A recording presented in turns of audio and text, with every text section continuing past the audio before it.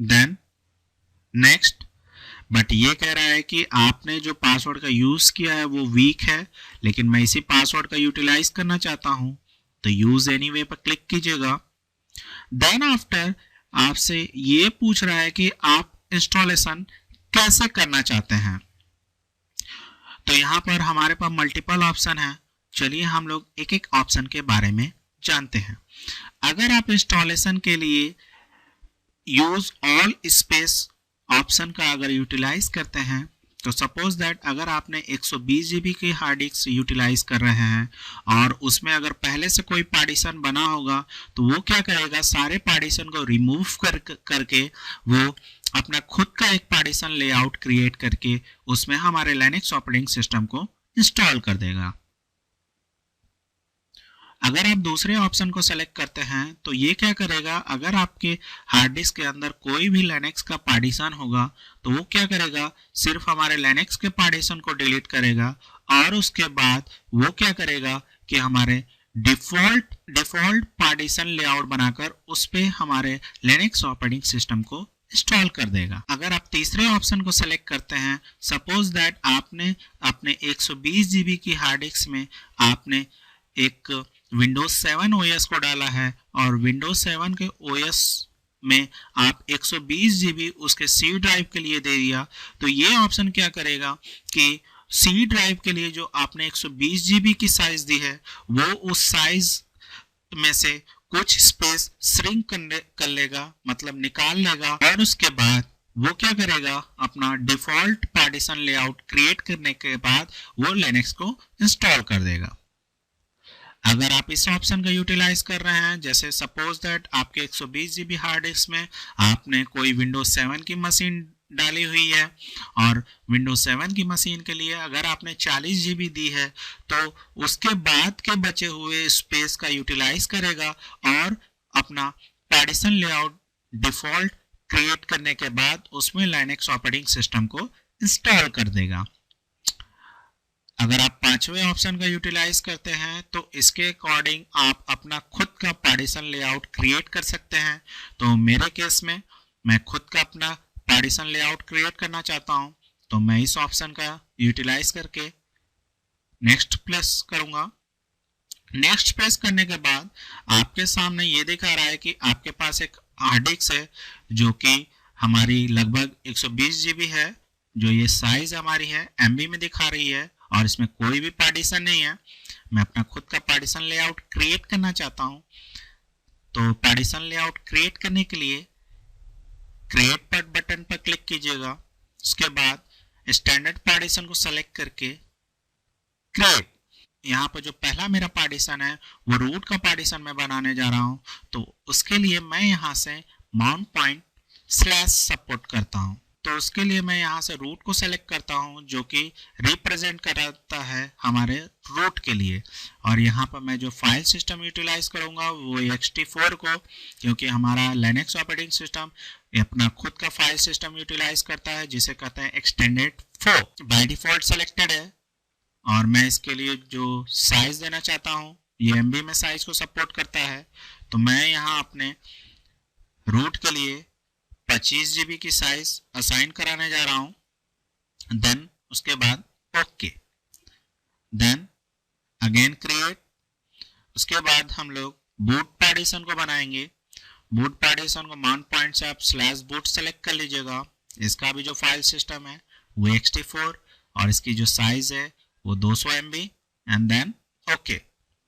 Now अब मुझे अपना स्वैप पार्टीशन क्रिएट करने की जरूरत है, तो क्रिएट पर क्लिक करते हैं, स्टैंडर्ड पार्टीशन क्रिएट, और अब हमें हमारा स्वैप पार्टीशन बनाना है। स्वैप पार्टीशन होता क्या है मैंने पिछले वीडियो में आपको बताया हुआ है। तो मैं यहाँ से अपना फाइल टाइप स्वैप को सेलेक्ट करता हूँ। स्वैप को सेलेक्ट करने के बाद हमारे पास 1 GB की रैम है, तो मैं उसका दुगना साइज मतलब अपना जो स्वैप पार्टीशन है उसको 2 GB करने जा रहा हूँ, तो मैं यहाँ पर 2048 साइज दी एंड देन ओके। और इंस्टॉलेशन को आगे करने के लिए नेक्स्ट करते हैं। नेक्स्ट करने के बाद ये आपसे पूछ रहा है आपका जो पार्टीशन है वो आपका MS DOS से फॉर्मेट किया जाएगा, कोई बात नहीं, मैं इस पर फॉर्मेट पर क्लिक करता हूँ और आपने जो भी चेंजेस किए हैं अगर उसे राइट करना चाहते हैं तो इस ऑप्शन पर क्लिक कीजिए। तो ये देखिए हमारा ड्राइव को क्रिएट कर रहा है और फॉर्मेट कर रहा है। तो हमारा पार्टीशन जो है फॉर्मेट हो रही है, तो ये कुछ समय लेगा। फिर नेक्स्ट प्रेस कीजिएगा। नेक्स्ट प्रेस करने के बाद इस विजार्ड में आप लिनक्स से आप अपना जो इंस्टॉलेशन करना चाहते हैं वो किस पर्पस से आप उसे इंस्टॉल करना चाहते हैं। तो मैं यहाँ पर अपना जो इंस्टॉलेशन करवाना चाहता हूँ वो बेसिक सर्वर के अकॉर्डिंग कराना चाहता हूँ। अगर आप इसे डेटाबेस, वेब सर्वर या वर्चुअल होस्ट की तरह अगर यूटिलाइज करना चाहते हैं तो आप इसे जिसके अकॉर्डिंग यूटिलाइज करना चाहते हैं आप उसे यूटिलाइज कर सकते हैं। तो मैं यहाँ बेसिक सर्वर को इंस्टॉल करना चाहता हूँ। बेसिक सर्वर करने के बाद ये हमें जो इंस्टॉल होकर हमारे सामने स्क्रीन आएगी वो टेक्स्ट मोड की आएगी। तो मुझे ज़रूरत है अपने जीनोम और एक्स विंडोज से रिलेटेड कुछ पैकेज को इंस्टॉल करना। तो उसके लिए मैं यहाँ पर कस्टमाइज पर क्लिक करता हूँ, देन नेक्स्ट और डेस्कटॉप पर क्लिक करता हूँ और हमारा ये जीनोम से रिलेटेड जितने भी पैकेज है मैं उसको सेलेक्ट करता हूँ। और मेरा जो दूसरा जो ऑप्शनल हमारा KDE डेस्कटॉप इन्वायरमेंट है मैं इसको अपने मशीन पे इंस्टॉल नहीं करना चाहता हूँ। अगर आप चाहे तो इसे चेकआउट करके इंस्टॉल कर सकते हैं, बट मेरे केस में मैं इंस्टॉल नहीं करूँगा। देन उसके बाद नेक्स्ट, तो ये देखिए हमारे डेस्कटॉप के पैकेज से जुड़े कुछ डिपेंडेंसीज को चेक कर रहा है इंस्टॉलेशन के लिए। तो ये देखिए कुछ समय लेगा। तो ये देखिए हमारा सिस्टम जो है डीवीडी के कंटेंट को हमारे हार्ड डिस्क के अंदर कॉपी करने के लिए इसको रेडी कर रहा है। तो ये देखिए हमारा इंस्टॉलेशन शुरू हो गया। तो ये इंस्टॉलेशन हमारा कम से कम 15 मिनट लेगा। तब तक मैं इस वीडियो को पॉज करता हूँ। जैसे ही ये फ्रेश होकर हमारे सामने आता है तब मैं इसे रिज्यूम करता हूँ। ये देखिए हमारा Linux operating system successfully install हुआ और ये आपको कंग्रेचुलेसन कर रहा है कि आपने सक्सेसफुली अपने लिनक्स ऑपरेटिंग सिस्टम को इंस्टॉल किया। तो हम लोग इस सिस्टम को रिबूट करते हैं लॉगिन करने के लिए। रिबूट पर क्लिक करते हैं तो ये तो देखिए हमारा मशीन रीस्टार्ट हो रहा है। ये हमें वेलकम कर रहा है। कुछ और भी कुछ सेटअप्स है जिसकी वजह से हमें लॉगिन स्क्रीन हमारे सामने मिलेंगी और ये बेसिक कुछ कॉन्फ़िगरेशन है जो आपको करने पड़ेंगे। तो इसके लिए मैं फॉरवर्ड पर क्लिक करता हूँ।